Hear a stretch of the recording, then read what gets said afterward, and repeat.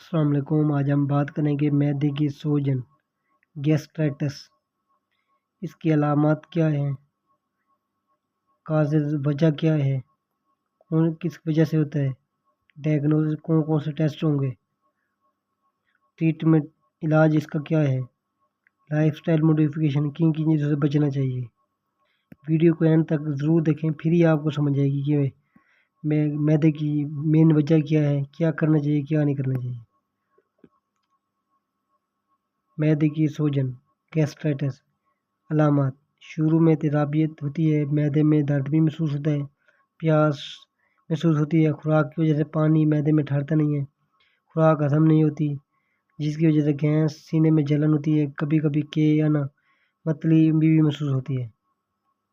Causes مطلب کون سی وجہ ہے جس کی وجہ سے یہ کرنا گیسٹرائٹس ہوتا ہے۔ ایچ پیلوری انفیکشن، یہ سب سے مین کامن کاز ہے۔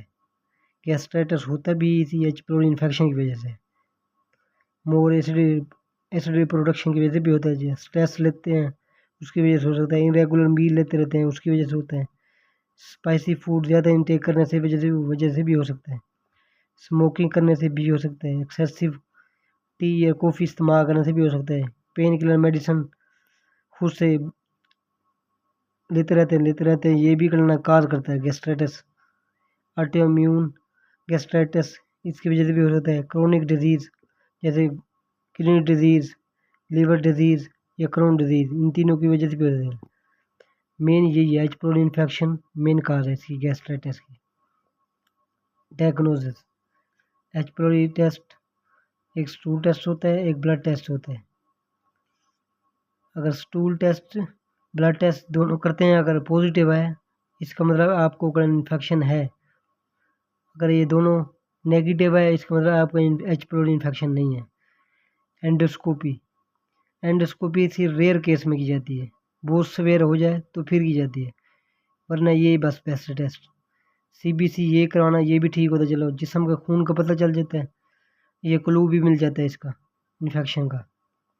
وائٹامن B12 ٹیسٹ یہ بھی اتنی ضرورت نہیں ہوتی، بایوپسی یہ بھی ریئر کیس میں ہوتا ہے، یہ ریئر کیس میں ہوتا ہے، یہ بھی ہوتا ہے اور یہ بھی، یہ سی بی سی ٹیسٹ یہ بیسٹ ہوتا ہے اور یہ ہوتا ہے، اس کے بعد کرنا بعد میں ہوتا ہے یہ اینڈوسکوپی یا بایوپسی۔ علاج: پانی زیادہ استعمال کریں، ٹھنڈا دودھ استعمال کریں، مرچ مسالے والی چیزیں استعمال نہ کریں، فروٹ زیادہ استعمال کریں۔ کیپسول رائزک 20 mg ایک صبح ایک شام، یہ 14 دن کا یوز کرنا ہے۔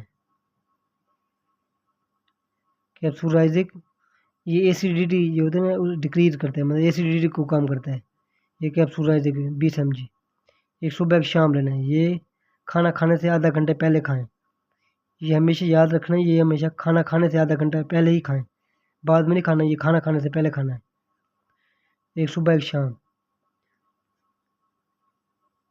ٹیبلٹ فریجل 400 mg یہ امیبک یا پیراسائٹ انفیکشن کا یوز ہوتا ہے۔ اینٹی بائیوٹک ٹیبلٹ کلیرسٹ 500 mg یہ بیکٹیریا انفیکشن کا یوز ہوتا ہے، یہ اینٹی بائیوٹک یہ دونوں ہیں اینٹی بائیوٹک۔ ٹیبلٹ فلیجل یہ امیبک اور پیراسائٹ انفیکشن میں یوز ہوتا ہے، یہ صرف 7 دن کا یوز کرنا ہے، صبح اور شام۔ کلیرسٹ بھی 500 mg یہ بھی صبح اور شام یوز کرنا ہے، 7 دن، ایک روزانہ کھانے سے آدھا گھنٹہ پہلے۔ ٹیبلٹ زینٹک 150 mg یہ اسے 14 دن کے لیے کھانا ہے، ایک صبح ایک شام، یہ بھی ایسیڈیٹی کم کرتا ہے، لیکن اس کے اب رسک خطرہ زیادہ ہے کینسر ہونے کا، تو یہ بیسٹ کرنا یہ نہیں ہے، بیسٹ ہے یہ کیپسول رائزک یہ یوز کریں۔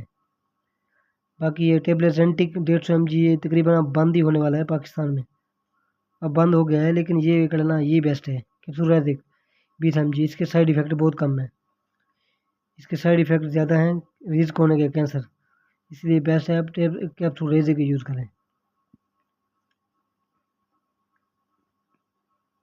لائف سٹائل موڈیفیکیشن: بوائل اور فلٹر والا واٹر یوز کریں، ڈیلی 8 سے 10 گلاس، بوائل اور فلٹر والا ہمیشہ یوز کرنا ہے پانی، وہ بھی 8 سے 10 گلاس ڈیلی۔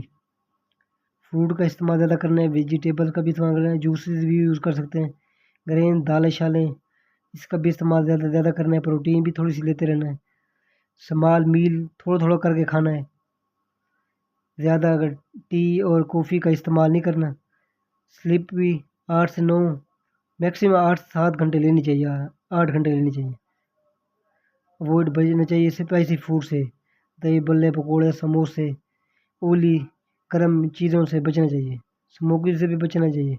الکوہل سے بھی بچنا چاہیے. ٹھنڈی چیزوں سے. اسٹریس نہیں لینا چاہیے اور ٹینشن بھی نہیں لینا چاہیے.